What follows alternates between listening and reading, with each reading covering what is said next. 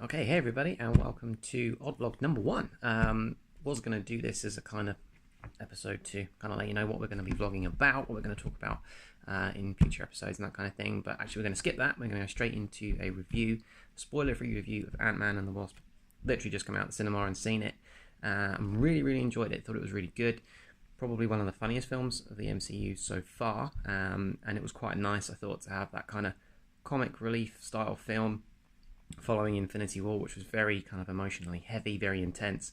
So it was quite nice to kind of have a bit of a breather from that. But it does tie in very well.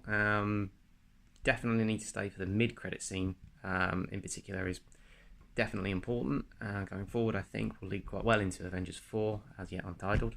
End of credit scene, not so much.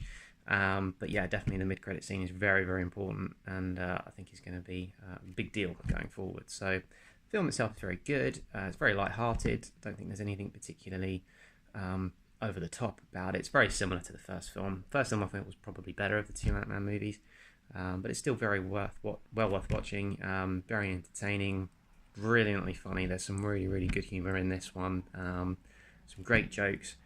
Brilliant sequences. The characters are really good.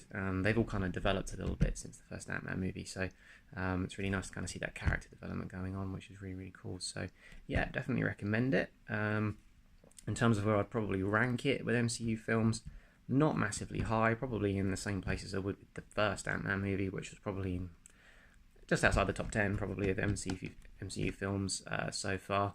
But yeah, we're obviously now counting down to Captain Marvel, so we'll wait and see whether or not that one's going to be any better, which I think it probably will be. But yeah, it was kind of nice just to kind of go back to Civil War. It really much follows on from there, a bit like Black Panther and Spider-Man did, and then kind of gradually leads up to what kind of is a tie-in with Infinity War, sort of. But yeah, very good film.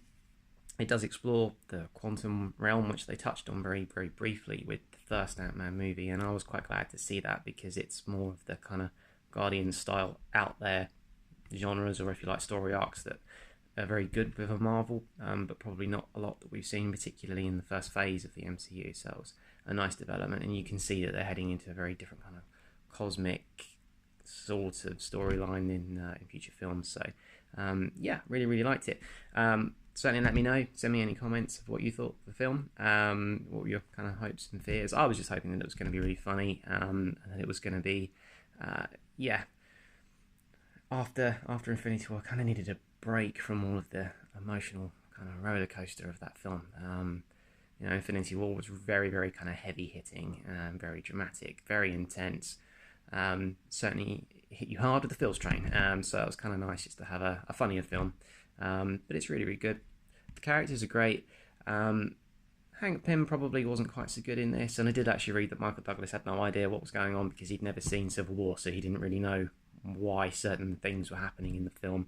Ant-Man is under house arrest, as we know from Infinity War already, when this film starts, following on from the events of Civil War, and it's kind of just how it unfolds from there. But there is definitely a very strong connection with previous films, with the Ant-Man film, with Civil War, and also with Infinity War is good as well. So it's kind of good because it then blends very well into other MCU films, so there's a nice link up with those as well. So overall very good. Effects were very good, as they always are, so there's nothing particularly interesting about those. You kind of expect them to be good quality now with all of the MCU films. Marvel Studios does a fantastic job, I think, with the visual side of things and the graphics. So yeah, really enjoyed it. I was going to give it a mark out of 5, I'd probably say 4. I think it just loses a mark, really just because there's nothing different or unexpected. There's no surprises in this film, really. It's kind of as you would expect, and to be honest, the trailer probably does give quite a bit away, particularly towards the end. And also, I don't think the villain was particularly good. I'm not even entirely sure who the villain was. We know that there's this ghost character that's supposed to be the bad guy, but they're not really kind of bad. They're kind of just driven by emotions that you can kind of relate to, so they're not like a bad person. So it was pretty good. So yeah, definitely like the film. Definitely go and see it. Really recommend it. I think it slots in very well with the rest of the Marvel movies, so it's definitely worth watching. But let me know. I will leave the comments open, so obviously if you want to add your thoughts, what you thought of the film, please do. And also on Twitter you can find me on my Disney channel, which is @planetary_pilot.